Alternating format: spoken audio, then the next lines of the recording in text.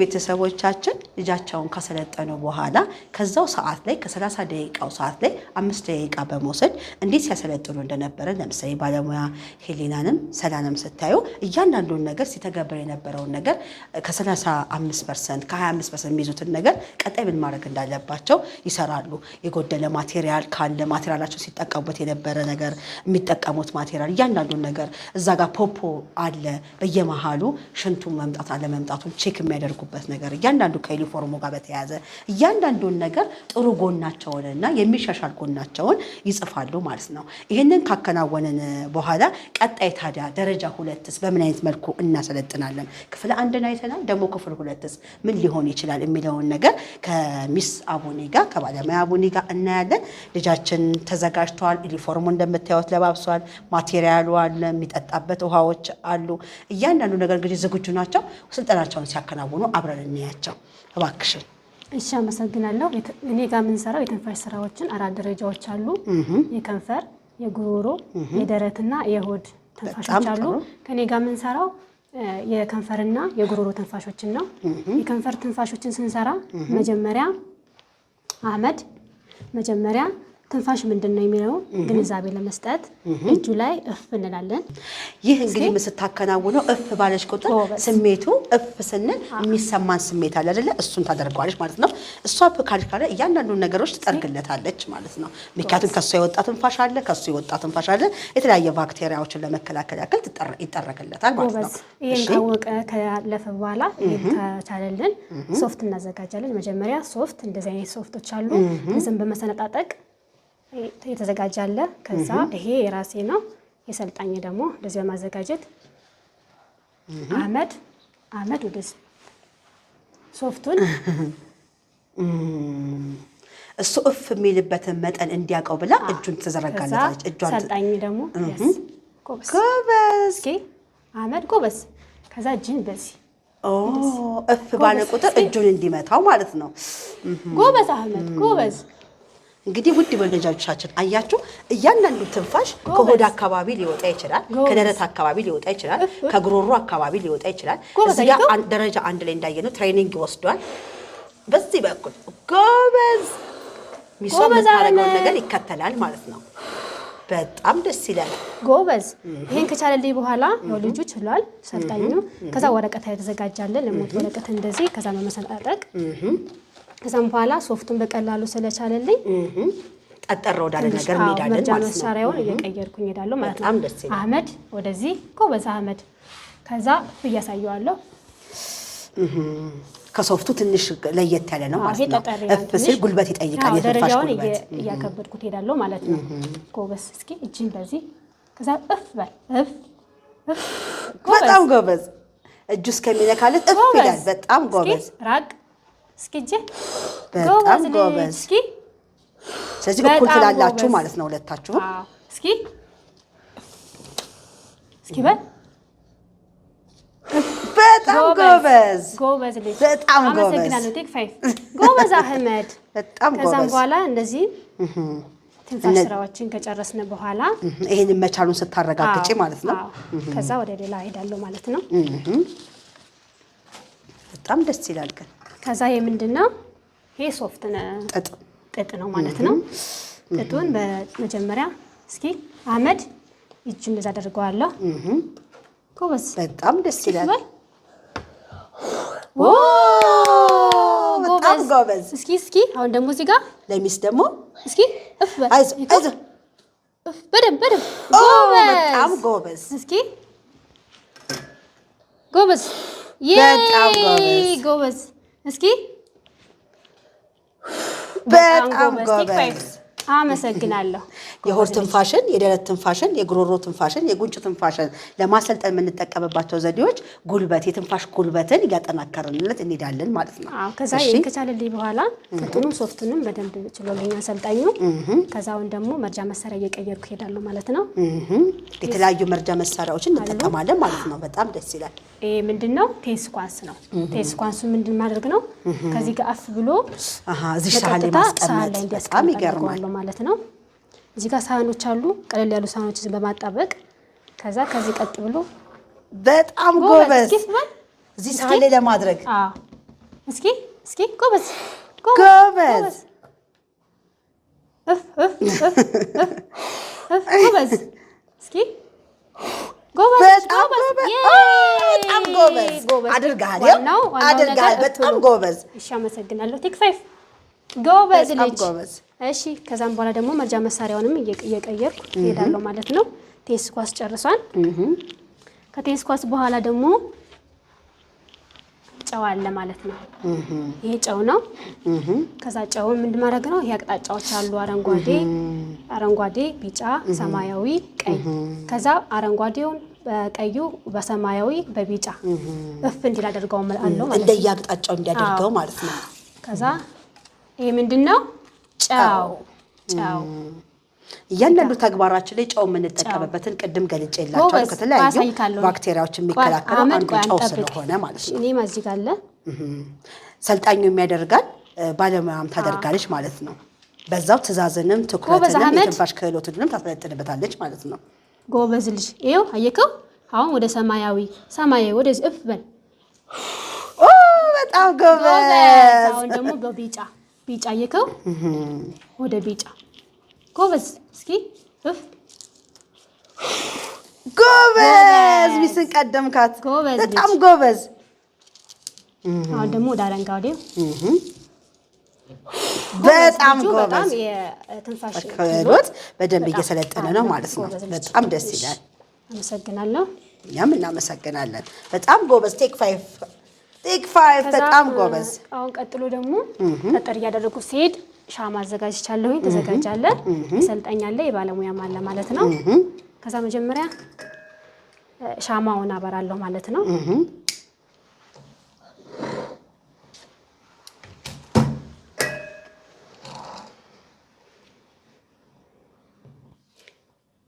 ከቀላል ወደ ከባድ እየጠነከረ ይሄዳል ማለት ነው። በቃ ይገብ ማለት በጣም ትንፋሽ የስልጠና ውስጥ ገብቷል ማለት ነው። ስለዚህ እያንዳንዱን ትንፋሽ ሲሰለጥን እያራቀን የምንሄድበት የትንፋሽ ሂደቱን እናያለን ማለት ነው። ጎበዝ። አሁን ደግሞ ራቅ አድርጋ ስታየው እስኪ ርቀቱን እናያለን ማለት ነው። ጎበዝ፣ በጣም ጎበዝ። እሺ እናመሰግናለን። ጎበዝ። ከዚህ ቀጥሎ ደግሞ አሁን የምናየው የከንፈርን ጨርሻለሁኝ።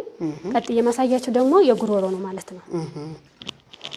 የጉሮሮ ትንፋሽ መጀመሪያ የምንጀምረው በብል ነው። ይሄ ምንድነው? በብል አየከው። በብል ማድረግ ነው መጀመሪያ መክፈት። ከዛም በኋላ 3 ደረጃዎች አሉ ማለት ነው እዚህ ጋር። ከዛ መጀመሪያ ከደረጃ 1 ጀምራለሁ።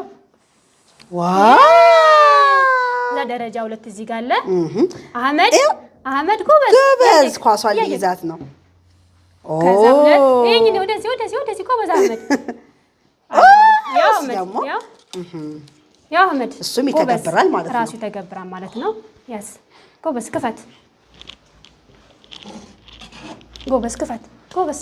እስኪ አብረው ያከናውናሉ ማለት ነው። እስኪ ጎበዝ ልጅ። ከዛ እንላለን። በጣም ጎበዝ። እስኪ እዚህ ጋር ደግሞ አሁን እዚህ ጋር አህመድ እዚህ ጋር በጣም ጎበዝ። እስኪ 3 በጣም ጎበዝ ልጅ።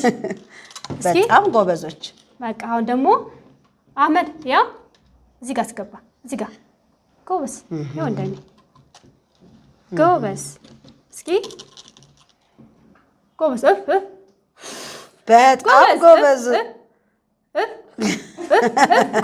በጣም ጎበዝ። ጎበዝ ልጅ። በጣም ጎበዞች። ጎበዞች። አሁን ደግሞ እስከድናውታላችሁ። እንከድናለን። ጎበዝ። ክዳ ነው እንደዚህ። ጎበዝ።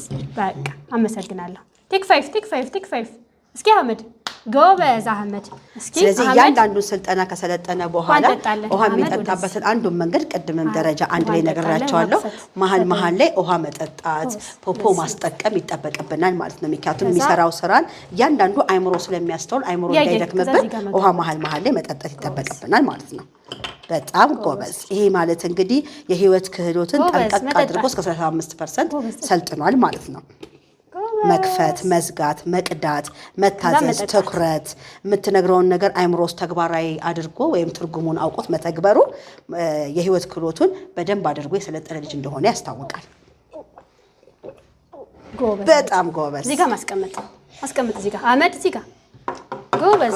ተቀጥዬ ደግሞ ማሳያችሁ ምንድነው ፊሽካ አለ።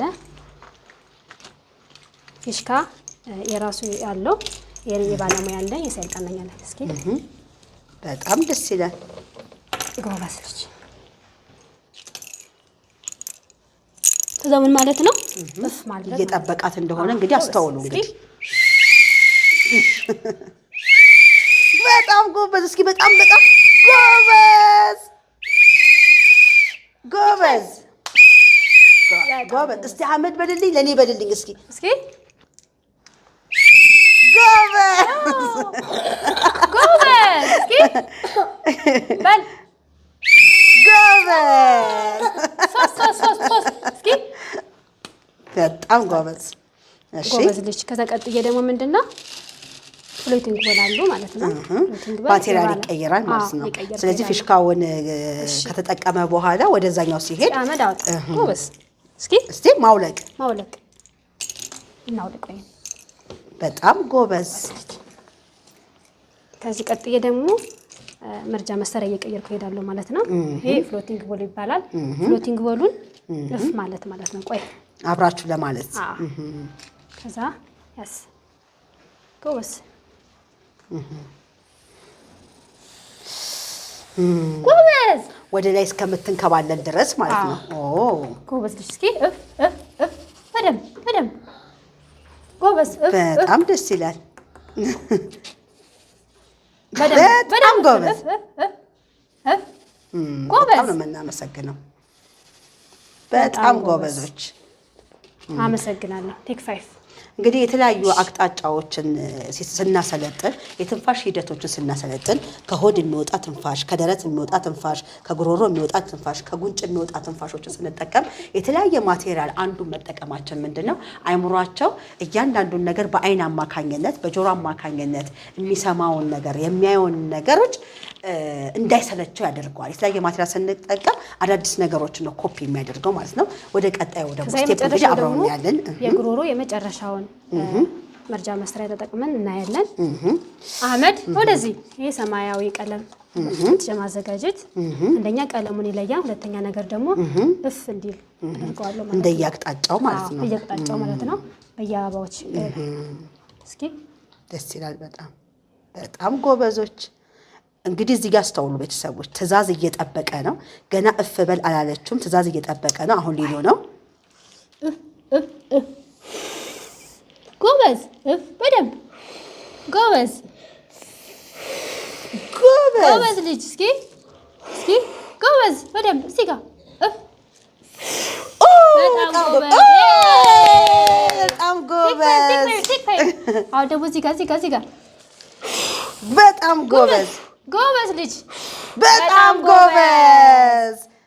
ቴክ 5 አመሰግናለሁ። በጣም ነው እናንተንም የማመሰግነው። ከልብ ነው የምናመሰግናቸው ባለሙያ አቡኔንም ልጃችንንም አህመድን በጣም እናመሰግናለን። በነገራችን ላይ ሁለተኛ ደረጃ ላይ የደረሰ ልጅ ወይም ደግሞ ደረጃ 2 ላይ የገባ ልጅ አስተውላችኋል? ትዕዛዝን ያከብራል፣ ትኩረት ያደርጋል። ይህ ግን መሰረቱ ቅድም እንደነገርኳችሁ ከህይወት ክህሎት የመጣ ነው። እያንዳንዱ የምታከናውናቸውን ነገሮች ልጅ እንግዲህ ማጥፋት ማበላሸት አለበት አይደለ? ግን የህይወት ክህሎት ስታሰለጥኑ ህግ፣ ደንብ፣ ወግ፣ እሴት የሚሉትን ነገሮች እየሰለጠኑ ይመጣሉ ማለት ነው። ሁለቱንም ልናመሰግናቸው ይገባል። ከልብ ነው የማመሰግነው አቡኔ። ቀጣይስ ምን ልናደርግ እንችላለን? እንግዲህ ከንግግር ወጌሻ ጋር በተያያዘ 11 ደረጃዎች እንዳሉት ወይም 11 ርዕስ እንዳለው ቅድም ስናገር ሰምታችሁኛል። አሁን ደግሞ ቀጣይስ ምን ሊያከናወን ይችላል? ከሚስ አቡኔ ጋር የተናል። አሁን ደግሞ ከሚስ ሀና ጋር የምናያቸውን ተግባራቶችን ኑ ላስጎብኛችሁ።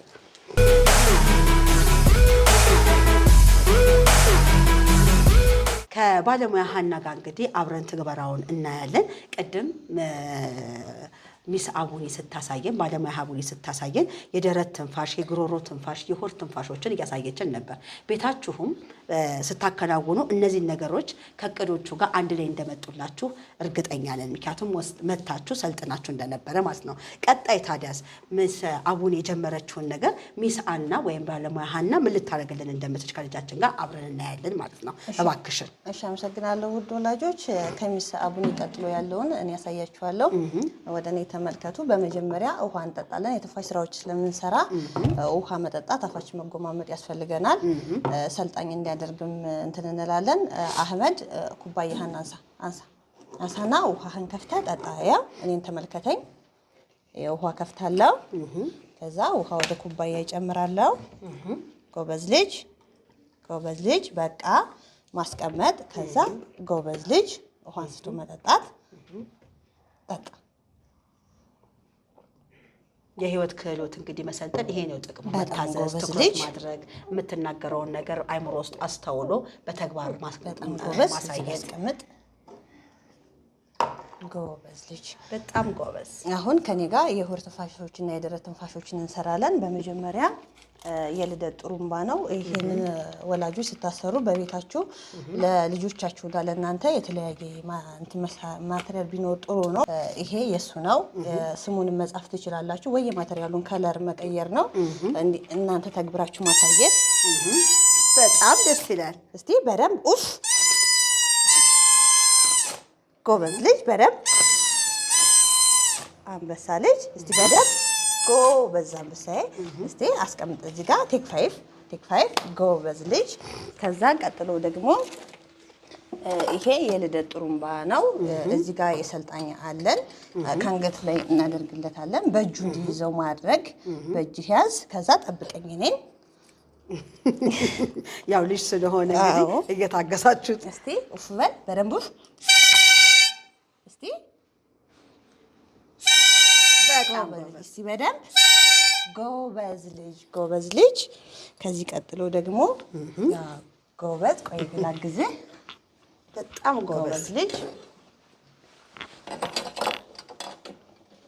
ይሄ ደግሞ አርሞኒካ ይባላል። በዛው ለምታሰለጥኑ ሰልጣኝ የማቴሪያሎችን ስም ብትጠቅሱ ምን እንደሆነ በዛው እያወቀ ቢሄድ ይሄ መጥቀስ ይጠበቅብናል። መጥቀስ አለባችሁ። ይሄ ልጁ ነው። ከዛ የባለሙያ እስቲ በደንብ ጎበዝ ልጅ በደንብ እስኪ በዜማ ጎበዝ። እስቲ በዜማ በደንብ እስቲ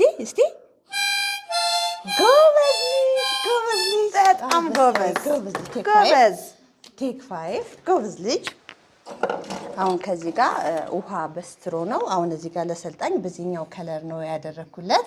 በከለር መለያየት ትችላላችሁ። ያው ስም መጻፍ ትችላላችሁ። ከዚህ ጋር እስከ ኮዳውም ቢሆን ችግር የለውም። እዚህ ጋር ኮዳው ትንሽ ከሆነ እንትን ማለት ይችላል።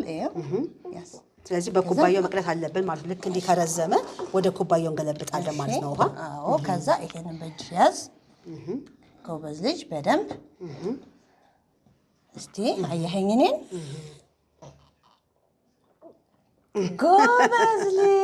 ጎበዝ ልጅ በጣም ጎበዝ። አህመድ ምንድነው በጣም ጎበዝ ነው። በጣም ክደንልኛል። ከዛ ክደን ነው ያው የውሃ ክዳን መክደን ክደን። ጎበዝ። ከዚህ ጋር አስቀምጠው። በጣም ጎበዝ ልጅ በጣም ጎበዝ። ከዛ ቀጥሎ እነዚህ ብሎኮች የተጠቀምኳቸው ኳሶችን እፍ ብሎ እንትን እንዲል ነው። ትላልቅ ኳሶችን ግን ዋና ዓላማው ወደ ተለያየ አቅጣጫ እንትን እንዲለው በአንዴ እንደዚህ እንዳይጥለው ነው። አቅጣጫውን እየተከተለ እፍ እንዲልልን ነው። እስቲ አህመድ እስቲ ሁበል በጣም ጎበዝ የሚሰጣሃል። በጣም ጎበዝ። እስቲ ለኔ በጣም ጎበዝ ልጅ። እሺ ከዚህ ቀጥሎ ደግሞ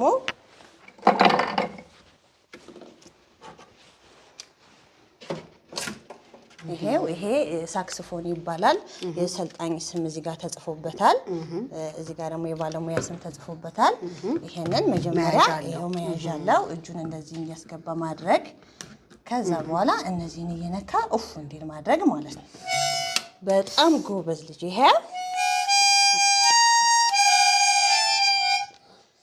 እስቲ በደንብ እስቲ ጎበዝ ልጅ። ብራቮ። በደንብ እስቲ በደንብ እጅን በደንብ እስቲ በደንብ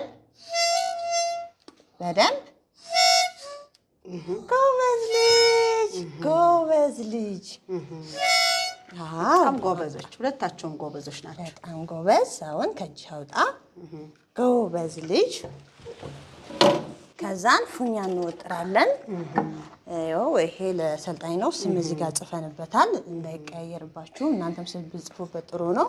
ከዛ ፉኛ መወጠር እስቲ ፊኛው ላይ እያንዳንዱ መስመሮች ፊኛ ላይ መስመር አለው የመጀመሪያው ደረጃ። ከዛ ቀጥሎ ከዛ በደንብ ሲወጥር ደግሞ በደንብ እንትን ማለት ስላለበት በእንትን ተለይቷል ማለት ነው።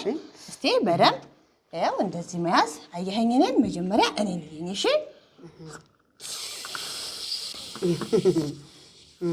ጎበዝ፣ በደንብ እስቲ ጎበዝ ልጅ፣ ጎበዝ። በደንብ በደንብ ይሄንን አትያዘ። አዎ ጎበዝ። እስቲ የተለያዩ ስልጠና ካገኘ በኋላ የመጨረሻው የሚሆነው ፊኛ ነው። ምክንያቱም ጉልበት ስለሚጠይቅ ከዛ በኋላ ደግሞ እንትን አለ ይሄ ጉንጭ በአየር መሙላት። እስቲ አህመድ እኔን ተመልከተኝ፣ እየኝ እስቲ ያው እየኝ። አየህኔ? እስቲ አንተ ደግሞ ያው ከንፈርን ያው በጣም ጎበዝ አህመድ። ቴክ ፋይቭ። ከልብ ነው የምናመሰግናችሁ። ሁለታችሁም ጎበዝ ናችሁ። ቴክ ፋይቭ። ጎበዝ ሚስም ጎበዝ። በጣም ነው የምናመሰግነው። ውድ ወላጆቻችን እንግዲህ ሀኒ ጋር ስንመለከተው እያንዳንዱን ነገር ስቴፑን ጠብቆ ሲያደርግ ነበር አይደለ? ለምሳሌ እያንዳንዱን ነገር ሲያከናውን የመጀመሪያው ዙር ላይ እየቀለለው ነበር የመጣው። ነገር ግን እዚህ ፍሎምቢንግ ቦግሮን እባክሽን እስቲ ሚሳና እዚህ ነገር ላይ ሲደርስ የከበደው ለምንድን ነው? እያንዳንዱን ነገር ሲለው ጊዜ የከበደው ለምንድን ነው? የተወሰነ ነገሮች ብቻ ድምጽ ያለው ከሆድ የሚወጣ ከደረት የሚወጣ ምን ይፈልጋል ማለት ነው? ጉልበት። አሁን የትንፋሽ ጉልበቶችን በደንብ ልንሰራለት ይጠበቃል ማለት ነው። በዚህ ምዘና ውስጥ የምታያቸው ነገሮች አንዱ ይሄ ነው ማለት ነው። ፊኛ እንደምታዩት እያንዳንዱን ፊኛ ሁለቱም ሲነፉ የልጁ ስም ቢኖረውም ግን እያንዳንዱ ነገር አስምረናል። ለምሳሌ እዚህ ጋር የሚነፋው አለ፣ እዚህ ጋር አለ፣ ከዛ ሶስተኛ ደረጃ አለ። ይሄ ምን ይጠይቃል? ፊኛን ለመወጠር ጉልበት ይጠይቃል ማለት ነው። እኔም እናንተም ቤት ውስጥ በተለያየ አጋጣሚ ፊኛ ኖሮ ስንነፋ ጉልበት ይጠይቅ የለ? ጉልበት አሁን የትንፋሽ ጉልበት 25% ወይ 30 ደርሶ ሊሆን ይችላል። ወደ 50 የሚመጣበትን ቀጣይ እርምጃዎችን ይወሰድበታል ማለት ነው። በዚሁ አጋጣሚ ግን ሁለታቸውንም አመሰግናለሁ። ውድ ቤተሰቦቻችን ቆይታችሁ አሪፍ እንደሆነ አምናለሁ። እንግዲህ ሚስ አቦኒም ባለሙያ አቦኒም ባለሙያ ሀናም ከልጃችን ጋር ሲያከናውኑ የነበሩትን ነገሮች እንግዲህ ቅድም ደረጃ 1 ላይ እንዳየነው ማስታወሻ ይጻፋል ማለት ነው። ለምሳሌ ባለሙያ አቦኒ ስታሰለጥን ከነበረባቸው ነገሮች ወይ ስትጠቀምባቸው የነበሩ ማቴሪያሎች፣ የማስተማሪያ መርጃ መሳሪያዎች የቱን ያክል ሰርቶልኛል ከመቶ ነው እንግዲህ የሚገመግሙት ልጆቻቸውን። ከመቶ 20% ነው፣ 15 ነው፣ 30 ነው፣ 50 ነው የሰራልን የሚሉትን እያንዳንዱ ነገር ማስታወሻ ከተሰጣቸው 30 ደቂቃ ጊዜ ላይ እነሱን 25 ደቂቃ በደንብ አድርገው ካሰለጠኑ በኋላ 5 ደቂቃዋን ቁጭ ብለው ለልጆቻቸው ከእንደገና እቅድ ያቅዳሉ ወይም ደግሞ ማስታወሻ ይይዛሉ ማለት ነው። ይህ የሚጠቅመን እንግዲህ የቱ ጋር ጠንካራ ጎን እንደነበረው የቱ ጋር ደግሞ የሚሻሻል እንደነበረው አንዱ የሚያሳየን ነገር ነው። ለምሳሌ ቅድም አስተውላችሁት ከሆነ ከትንፋሽ ስርዓቶች ጋር ሲያሰለጥኑ የነበረው ከሆድ ትንፋሽ፣ ከደረት ትንፋሽ፣ ከጉሮሮ ትንፋሽ እና ወደ ጉንጭ ትንፋሽ ስንመጣ ከባለሙያ ሀና ጋር ስናይ የነበረውን ሰልጣኝ ሳክሶፎን ላይ ሲደርስ የነበረውን ነገር አሁን ጋር ያየነው ደግሞ ፍሎጊባጓን እንቺ ኳሷን ሲያንከባልን ወደ ላይ መንሳፈፍ ነበረባት። ስለዚህ የትንፋሽ ጉልበት ያስፈልገዋል ማለት ነው። ሳክሶፎኑን ሲነካ እያንዳንዱን ነገሮች በእጁን የሚነካበትን ነገር ትንፋሽ ያስፈልገዋል። ለምሳሌ ሳክሶፎኑ ላይ አስተውላችሁ ከሆነ